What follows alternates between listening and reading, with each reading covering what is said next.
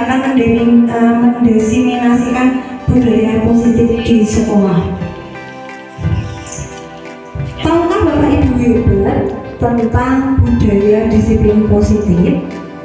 Sudah paham tentang disiplin positif? Sudah diterapkan di sekolah? Apa itu disiplin positif dan nilai-nilai kebajikan? Menurut Ki Hajar Dewantara, di mana ada kemerdekaan, disitulah harus ada disiplin yang kuat. Artinya, untuk menciptakan murid yang merdeka, syarat utamanya adalah harus ada disiplin yang kuat. Disiplin yang dimaksud adalah disiplin diri yang memiliki motivasi internal. Motivasi internal itu dari dalam diri siswa. Hal ini sejalan dengan pemikiran Dian Gosen dalam bukunya yang berjudul Restructuring School Discipline tahun 2001. Dia menjelaskan bahwa untuk menjadi seorang murid atau pengikut, seseorang harus paham betul alasan mengapa mereka mengikuti sesuatu aliran atau ajaran tertentu, sehingga motivasi yang terbangun adalah motivasi intrinsik, bukan ekstrinsik. Jadi misalkan kalau di sekolah itu ada kegiatan 5S, senyum, salam, sapa, sopan santun, itu benar-benar anak melakukan karena ada motivasi dalam dirinya, bukan karena dipaksa. Salaman sih kalau guru, salaman sih kalau Pak Guru. Berarti itu bukan motivasi intrinsik, tapi motivasi ekstrinsik. Dari kedua pakar pendidikan di atas dapat disimpulkan bahwa disiplin sebagai bentuk kontrol diri, yaitu belajar untuk mengontrol diri agar dapat mencapai universal. Lanjut Bapak. Teori motivasi. Nah, ini motivasi Bapak Ibu. Dian Gosen itu membagi teori motivasi menjadi 3. Jadi anak-anak kita itu melakukan hal-hal pendisiplinan itu atas 3 motivasi. Yang pertama, untuk menghindari ketidaknyamanan atau hukuman. Yang kedua, untuk mendapatkan imbalan atau penghargaan dari orang lain. Dan yang ketiga, untuk menjadi orang yang mereka inginkan dan menghargai diri sendiri dengan nilai-nilai yang mereka percaya.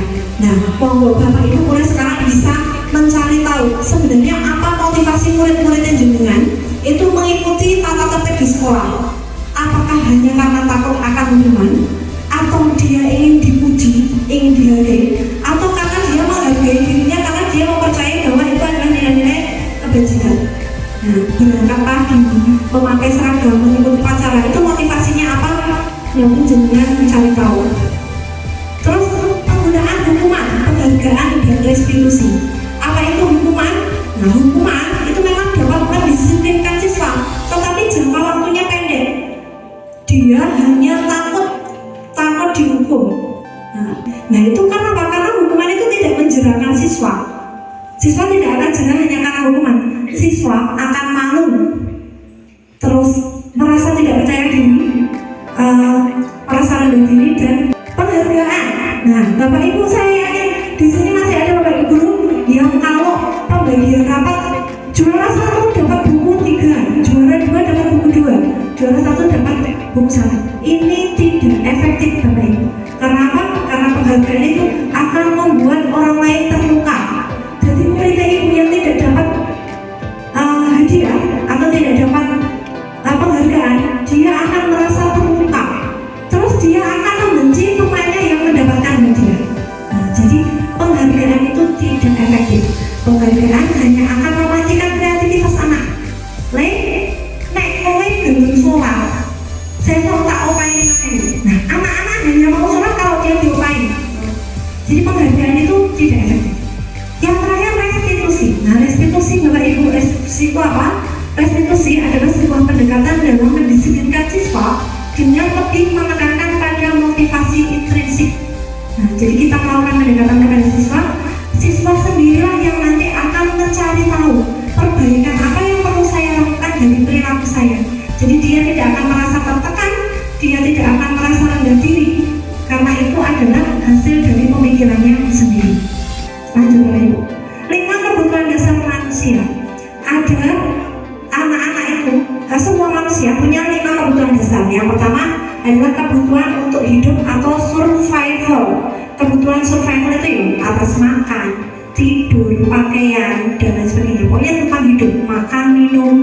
Nah, itu tentang survival. Terus belonging itu akan kasih sayang, cinta dan kasih sayang. Menawi Bapak Ibu di kelas itu menemui anak kok sering cari-cari perhatian, terus sering mengganggu teman, dia punya ini, kebutuhannya ini tidak terpenuhi, kebutuhan belongingnya ini tidak terpenuhi, makanya dia mencari-cari perhatian. Terus kekuatan biasanya yang kebutuhan ini itu punyanya anak-anak yang kurang perhatian juga, dia pengen penguasaan. Kalau sering dia yang paling hebat, dia yang paling dipercaya itu adalah kebutuhan akan penguasaan atau power. Fun itu kebutuhan akan kesenangan. Diulang Bapak Ibu guru di kelas itu pasti ada siswa yang diulang alasan-alasan. Males, ya tidak, karena mungkin pelajaran Bapak Ibu guru cuma gitu-gitu aja. Dia butuh kesenangan, mungkin diajak bermain, mungkin diajak keluar kelas. Nah, ini adalah kesenangan. Terus freedom, kebebasan. Caca ini gambar pemandangan, gambar gunung ya. Ini dia tidak punya kebebasan. Kalau Bapak Ibu guru mau memberikan kebebasan, anak-anak silakan kalian menggambar apa Bu? Menggambar bebas sesuai dengan imajinasi kalian. Kalau memang itu mau di SPDP misalkan tentang batiknya apa Bu? Bebas. Nah, itu adalah freedom, kebebasan. 5 posisi kontrol dulu.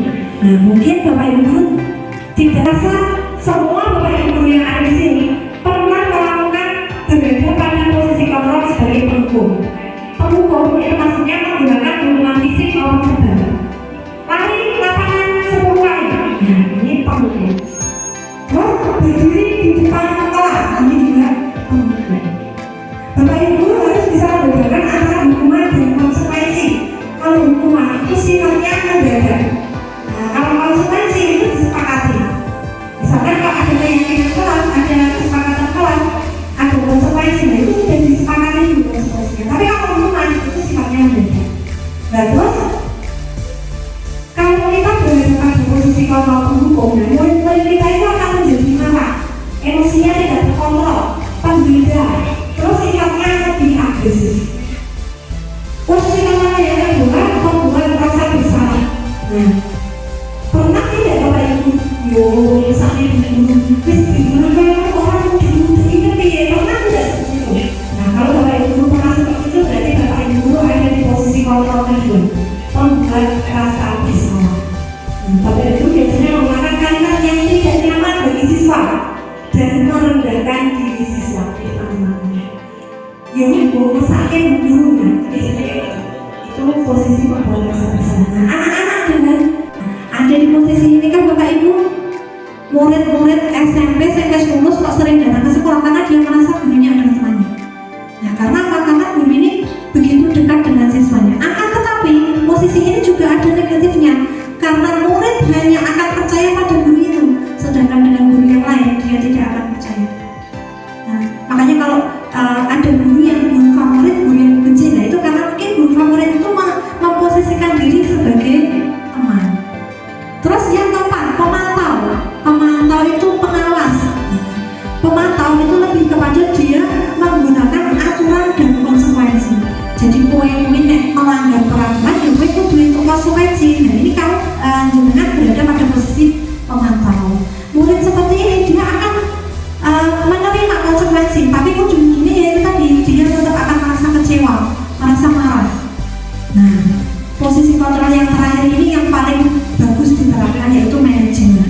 Manajer itu mempersilahkan murid untuk bertanggung jawab atas perilakunya.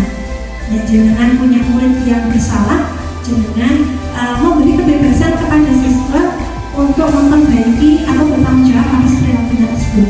Nah, murid-murid dengan posisi kontrol guru sebagai manajer, dia akan lebih nyaman karena perbaikan yang dia lakukan itu atas kehendaknya sendiri, atas pemikirannya sendiri. Lanjut, jadi segitiga restitusi. Saya bahas belas-belas, nanti segitiga restitusi itu masuk di topik 2 KKG. Nanti akan saya jelaskan lebih jelas lagi. Kalau segitiga restitusi itu tadi adalah sebuah upaya untuk memperbaiki kesalahan siswa tanpa harus memberikan hukuman atau menekan siswa. Nah, segitiga restitusi itu ada 3 tahapan. Yang pertama,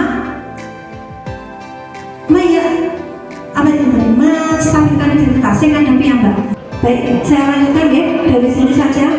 Menstabilkan identitas itu meyakinkan anak, merubah anak dari anak yang gagal menjadi anak yang sukses. Maksudnya, walaupun dia melakukan kesalahan, tapi semua orang itu pasti pernah bersalah.